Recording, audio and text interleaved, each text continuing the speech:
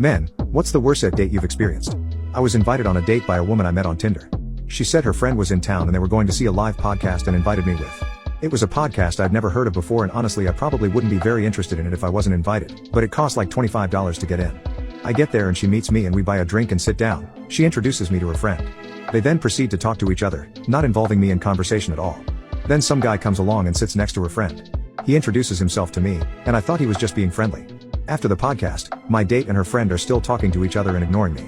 This guy who introduced himself to me is kind of following us and he starts having a conversation with me, which is fine because my date wasn't talking to me at all. It turns out this guy was her friend's date, but I had no idea because no one was saying anything to me.